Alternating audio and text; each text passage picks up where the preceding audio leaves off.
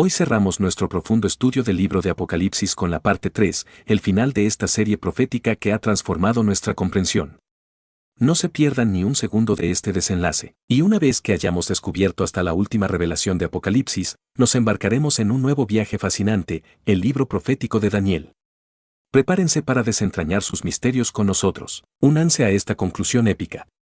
Y si se perdieron alguna parte, no olviden ver los videos anteriores para una comprensión completa. Comencemos nuestro estudio leyendo Apocalipsis capítulo 22, versículo 16. Yo Jesús he enviado mi ángel para daros testimonio de estas cosas en las iglesias. Yo soy la raíz y el linaje de David, la estrella resplandeciente de la mañana. En la primera parte de este versículo, Jesús mismo declara, Yo Jesús he enviado mi ángel para daros testimonio de estas cosas en las iglesias. Aquí, Jesús, el Mesías, envía a su apóstol Juan, a quien se le refiere como su ángel o mensajero. ¿Por qué se le llama ángel a Juan?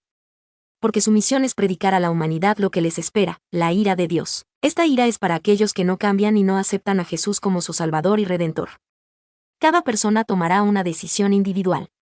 De acuerdo a sus actos y su vida terrenal, serán merecedores de la ira de Dios si deciden no seguirle. La labor de Juan, como mensajero, es esparcir este conocimiento a todas las iglesias y congregaciones. Deben saber que la ira de Dios vendrá sobre todo aquel que siga haciendo lo malo. Es crucial entender que la decisión es personal. Quien no acepte a Jesús como su Salvador se perderá para siempre, porque Él, con su sangre derramada en la cruz, ha lavado nuestros pecados para poder estar delante del Padre. Si consultamos Lucas capítulo 1, versículos 26 al 38, vemos que una de las actividades de los ángeles es ser mensajeros de Dios. De manera similar, en Apocalipsis 22:16, a Juan el apóstol se le menciona como ángel para llevar este mensaje a las iglesias sobre los tiempos finales. Por lo tanto, podemos concluir que Jesús denomina a Juan como un ángel en este versículo debido a su rol como mensajero. Jesús, la raíz, el linaje y la estrella. La segunda parte de Apocalipsis capítulo 22, versículo 16 dice, Yo soy la raíz y el linaje de David, la estrella resplandeciente de la mañana. Cuando Jesús se proclama la raíz, está diciendo que Él siempre ha existido, desde el principio. Él es el origen de la creación. Recordemos que Jesús es Hijo de Dios y parte de la Trinidad, lo que conocemos como el Dios absoluto. Además, Jesús se identifica como el linaje de David, afirmando que es descendencia del rey David. Él vino a la tierra como hijo de hombre para cumplir las escrituras y los mandatos que Dios Padre le había encomendado. Lo más importante, vino para salvar a todo aquel que en él cree. Es significativo que Jesús se identifique como la raíz de David y la descendencia de David. Esto significa que Él es el origen de David, su Señor. El mismo David lo menciona en Salmo 110, donde reconoce que el Mesías es su Señor y que el Mesías está sentado a la diestra de Dios Padre hasta que Dios ponga a todos sus enemigos a sus pies, es decir, hasta que sean derrotados. El resto del Salmo confirma que el Mesías será levantado con poder y gloria, y Él es quien juzgará entre las naciones. Finalmente, Jesús se autoproclama como la estrella resplandeciente de la mañana. Este título anuncia un nuevo día, una nueva era, un nuevo comienzo para la humanidad, para los que conforman la Iglesia. Leamos Apocalipsis 22 verso 17. Y el espíritu y la esposa dicen, ven, y el que oye, diga, ven. Y el que tiene sed, venga, y el que quiera, tome del agua de la vida gratuitamente. Aquí, el Espíritu Santo y la Iglesia, la novia de Cristo, se unen en un propósito común, la proclamación del Evangelio. Esta colaboración esencial nos muestra que, al entender las Escrituras, somos llamados a compartir esa verdad. Quienes han aceptado al Mesías y recibido el Espíritu Santo experimentan una transformación que ordena sus vidas, sus obras se hacen agradables a Dios, reflejando su carácter, y así están capacitados para predicar el Evangelio. La segunda parte del versículo amplía esta invitación, ven, y el que oye diga, ven. Y el que tenga sed venga, y el que quiera tome del agua de la vida gratuitamente. Esta es una clara invitación a la salvación que solo Jesús el Mesías puede ofrecer. Para obtenerla, simplemente necesitamos venir a Él, aceptarlo como nuestro Salvador, reconocer nuestra condición pecaminosa y permitirle ser nuestra guía y redención. La promesa es inequívoca, aquel que quiera, tome agua de la vida gratuitamente. Jesús no demanda bienes materiales para conceder la salvación, solo anhela un corazón dispuesto a ser salvo, a confesar los pecados y a aceptarlo como Redentor. Esta salvación es un don gratuito, un regalo inmerecido de amor que Dios nos proporciona por medio de su Hijo Jesús. Esta generosa invitación a la salvación, que leemos en Apocalipsis, no es una novedad. Ya desde tiempos antiguos, Dios la había proclamado a través del profeta Isaías. En Isaías 55, 1 leemos. 1. A todos los sedientos, venid a las aguas, y los que no tienen dinero, venid, comprad y comed. Venid, comprad sin dinero y sin precio, vino y leche. Este pasaje subraya que la salvación es un don gratuito de Dios, disponible para todos, no por obras ni méritos propios, sino por su inmensa gracia y misericordia. La fidelidad de Dios y su perdón infinito, Dios reitera esta verdad en Isaías 55, versos 6 al 7. 6. Buscad a Jehová mientras puede ser hallado, llamadle en tanto que está cercano. 7. Deje el impío su camino, y el hombre inicuo sus pensamientos, y vuélvase a Jehová, el cual tendrá de él misericordia, y al Dios nuestro, el cual será amplio en perdonar. Estos versículos confirman que la promesa de Dios es inquebrantable y su redención es eficaz para todos los que la reciben. Nos invitan a buscarle mientras hay oportunidad, a abandonar el camino del pecado y a volvernos a Él, quien siempre está dispuesto a perdonar con abundancia. Dios siempre ha sido el mismo, fiel en cumplir sus promesas y derramar su gracia. Como leemos en Isaías 55, verso 11. 11. Así será mi palabra que sale de mi boca, no volverá a mi vacía, sino que hará lo que yo quiero, y será prosperada en aquello para que la envíe. Su palabra, anunciada por los profetas, se cumple sin falta, y su redención es eficaz y verdadera para todos los que la reciben y lo buscan con corazón sincero. Un testimonio poderoso de la obra divina lo vemos en Génesis 1, del verso 1 al 24, donde el Espíritu Santo trajo orden al caos que había en ese momento en la tierra, cuando ésta se encontraba en completo desorden. De la misma manera, cuando aceptamos al Mesías como nuestro Salvador, el Espíritu Santo obra en nosotros, transformando nuestra vida y guiándonos a obedecer a Dios. Él pone en nosotros el deseo de producir buenos frutos, porque al encontrarlo, todo cobra sentido. Ya no queremos vivir en desorden, sino bajo su gobierno y dirección para alcanzar la salvación. Esta verdad se refuerza en Apocalipsis 22, verso 17, donde Jesús declara, el que quiera, tome del agua de la vida gratuitamente. Su oferta de salvación es para todos, sin costo alguno. Como él mismo dijo en Juan 6, versos 48 al 51, haré un breve resumen del mensaje que ahí puedes encontrar. Yo soy el pan de vida, el que a mí viene, nunca tendrá hambre, y el que en mí cree, no tendrá sed jamás. Para confirmar esta verdad, Efesios 2, versos 8 al 9 nos recuerda. 8. Porque por gracia sois salvos por medio de la fe, y esto no de vosotros, pues es don de Dios. 9. No por obras, para que nadie se gloríe. La salvación es un regalo inmerecido, recibido por la fe, no por esfuerzo humano ni por obras. Nadie puede jactarse, porque solo Dios merece la gloria. Él nos rescata por su amor, y todo comienza cuando aceptamos a Jesús como nuestro Salvador y Redentor. Pasemos a Apocalipsis 22, versículo 18. Yo testifico a todo aquel que oye las palabras de la profecía de este libro, si alguno añadiere estas cosas, Dios traerá sobre las plagas que están escritas en este libro. La primera parte de este versículo, yo testifico a todo aquel que oye la palabra de la profecía de este libro, deja claro que este libro profético es crucial para los últimos tiempos. Una vez más, se destaca la importancia fundamental de las profecías a lo largo de todo el Apocalipsis. Los profetas instruyeron sobre la venida del Mesías, la ira de Dios y el establecimiento de su reino. Esto nos motiva a estudiar la profecía para estar preparados para los tiempos venideros. El versículo continúa con una advertencia seria. Si alguno añadiere estas cosas, Dios traerá sobre las plagas que están escritas en este libro. Esta es una advertencia muy clara y precisa de que no debemos añadir ni quitar palabras de las profecías. Debemos tomarnos muy en serio que cualquiera que altere las enseñanzas bíblicas será castigado. Manipular la palabra de Dios con interpretaciones erróneas o cambios deliberados conlleva a graves consecuencias. Esta advertencia se sustenta en otros pasajes bíblicos. En 2 Pedro capítulo 1, versículos 19 al 21, leemos. 19. Tenemos también la palabra profética más segura a la cual hacéis bien en estar atentos como a una antorcha que alumbra en lugar oscuro, hasta que el día esclarezca y el lucero de la mañana salga en vuestros corazones. 20. Entendiendo primero esto, que ninguna profecía de la Escritura es de interpretación privada. 21. Porque nunca la profecía fue traída por voluntad humana, sino que los santos hombres de Dios hablaron siendo inspirados por el Espíritu Santo. Además, en Deuteronomio capítulo 4, versículo 2, Dios advierte a su pueblo Israel, por medio de Moisés, de no añadir ni quitar nada de su palabra.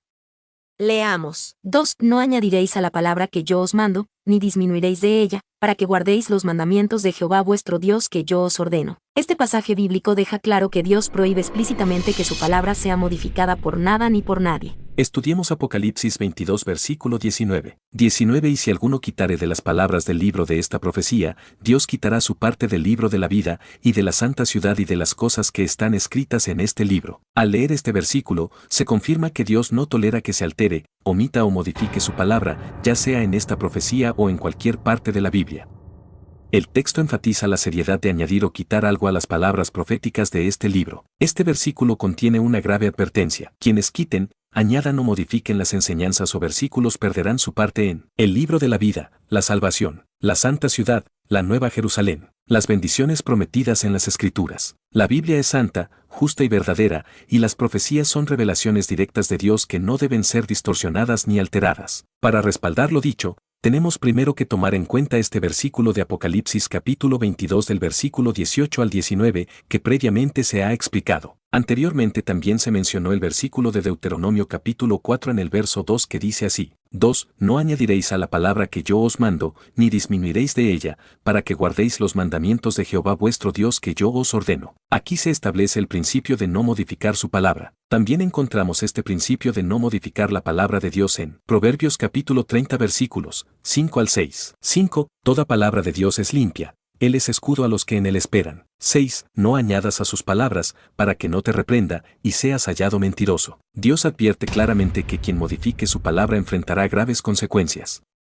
Por tanto, debemos tratar la Biblia con reverencia, sin añadir, quitar ni torcer su significado. Vayamos al estudio de Apocalipsis 22, versículo 20. 20. El que da testimonio de estas cosas dice: ciertamente vengo en breve. Amén. Sí, ven, Señor Jesús. Aquí se entiende que es Jesús quien testifica y da testimonio de todo lo que ha de suceder en los últimos tiempos. Sabemos entonces que este libro de Apocalipsis, o Revelaciones, es una profecía pronunciada por Jesús, en la cual él revela su carácter santo, justo, misericordioso, perdonador, pero también portador de la ira de Dios. Es importante recordar que Juan recibe esta profecía de boca de un ángel, al cual le fue dada por Jesús. Este ángel transmite todo el testimonio a Juan el apóstol, para que él, a su vez, lo comunique a la humanidad. En este libro apocalíptico se describe lo que el ser humano sufrirá por no aceptar el nuevo evangelio y al Mesías, y por no haber tomado la decisión correcta en cuanto a su aceptación. Recordando la primera venida de Jesús, cuando vino a la tierra como Hijo del Hombre, se convirtió en el Cordero inmolado para darnos salvación y redención, con el propósito de llevarnos a la presencia de Dios Padre. Esto que acabo de mencionar lo respaldo con la siguiente cita bíblica. Leamos Juan capítulo 1, versículo 14. 14. Y aquel Verbo fue hecho carne, y habitó entre nosotros, y vimos su gloria, gloria como del unigénito del Padre, lleno de gracia y de verdad. También vemos este hecho de la primera venida de Jesús para salvarnos en Filipenses capítulo 2, versículos del 6 al 8. 6. El cual, siendo en forma de Dios, no estimó el ser igual a Dios como cosa a que aferrarse. 7. Sino que se despojó a sí mismo, tomando forma de siervo, hecho semejante a los hombres. 8. Y estando en la condición de hombre, se humilló a sí mismo, haciéndose obediente hasta la muerte, y muerte de cruz. Estos pasajes que acabamos de leer nos hablan y reafirman que Jesús, como se mencionó anteriormente, siendo parte de Dios, se despojó de su divinidad, dejando su poder y su gloria, para convertirse completamente en hombre y obedecer al Padre, con el fin de ser nuestro Salvador y Redentor. En estos versículos observamos cómo Jesús vino por primera vez para servir. Podemos percibir su gracia, su poder y también su carácter, el cual es igual al del Padre. Siendo parte de Dios, obedeció en todo a su Padre. Pero es importante recordar que en su regreso, lo que conocemos como la segunda venida del Mesías, Él vendrá ya no como Salvador, sino como el León de Judá, trayendo justicia y consumiendo todo lo que no sea santo. Sabemos que Dios es santo, que es el Dios de los ejércitos y el Rey de reyes, y Él desea que toda la tierra se llene de su gloria. Sin embargo, la plenitud del reino de Dios no se manifestará hasta que su juicio y su ira consuman todo aquello que está en conflicto con su voluntad. Por ello, Él derramará su ira y su enojo. Leamos un pasaje bíblico que nos revela cómo Dios delega la responsabilidad de emitir juicio a Jesús. Juan 5:22. Porque el Padre no juzga a nadie, sino que ha entregado todo juicio al Hijo. También encontramos esta verdad en Mateo 25, versículos 31 al 32, donde se describe el momento glorioso de su regreso. 31. Cuando el Hijo del Hombre venga en su gloria, y todos los santos ángeles con él, entonces se sentará en su trono de gloria. 32. Y serán reunidas delante de él todas las naciones, y apartará los unos de los otros como aparta el pastor las ovejas de los cabritos. Podemos ver claramente que Jesús será quien ejecute el juicio divino. Él apartará a los escogidos, establecerá su reino y traerá orden con poder y majestad. Por esta razón, debemos reflexionar con la misma actitud que tuvo el rey David en los Salmos, clamar a Dios para que examine nuestra vida, nos purifique de toda impureza y nos guíe en obediencia a su voluntad, sus mandamientos y su palabra. En Apocalipsis 22 verso 20, se nos da un testimonio poderoso. El que da testimonio de estas cosas dice, ciertamente, vengo pronto. Amén. Ven, Señor Jesús. Aquí, la afirmación amén expresa acuerdo y confianza. También nos recuerda que, cuando Cristo regrese por segunda vez, su verdad y fidelidad serán plenamente manifestadas, como lo anunciaron los profetas en el Antiguo Testamento y en este libro. Finalmente, el lector del Apocalipsis se enfrenta a una decisión trascendental: estar con Dios en su reino eterno de gloria y santidad, o quedar apartado de su presencia, en un estado de juicio y tormento eterno. Las preguntas fundamentales serían: ¿dónde estaremos cuando Él venga? ¿Dónde deseas estar cuando Jesús regrese en su gloria? La decisión es personal. Cada alma es responsable de su destino eterno. Comencemos con el estudio de Apocalipsis 22 versículo 21, leamos. 21. La gracia de nuestro Señor Jesucristo sea con todos vosotros. Amén. Al leer este último versículo del libro de Apocalipsis, observamos una verdad solemne. Jesús nos recuerda la decisión crucial que cada persona debe tomar respecto a su salvación. Cada uno debe reflexionar seriamente sobre dónde desea pasar la eternidad, si en el reino de Dios o en el lugar que arde eternamente. Es fundamental recordar que la salvación no depende de méritos personales, esfuerzos humanos, sabiduría ni buenas obras. El acceso al reino de Dios se basa únicamente en la gracia de Dios. La redención se realiza exclusivamente a través de Jesucristo, el Mesías. Él es quien hace posible tanto la salvación como el acceso al reino de Dios. No existen posiciones intermedias: o eres frío o eres caliente, o estás con Dios o estás en su contra. La decisión debe tomarse en vida. Después de la muerte, ya no habrá oportunidad de elegir en qué bando se quiere estar. Por eso es urgente decidir sabiamente. Veamos cómo lo menciona Hebreos capítulo 9, versículo 27. 27, y de la manera que está establecido para los hombres que mueran una sola vez, y después de esto el juicio. Este versículo nos enseña que, tras la muerte, viene el juicio.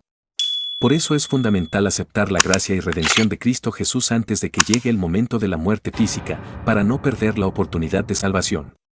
De lo contrario, ya no habrá opción de decidir, pues, se lee muy claro en Hebreos capítulo 9, verso 27, que no se presenta una segunda oportunidad para elegir a qué bando pertenecer después de la muerte. Tú tienes la decisión de ser salvo o no.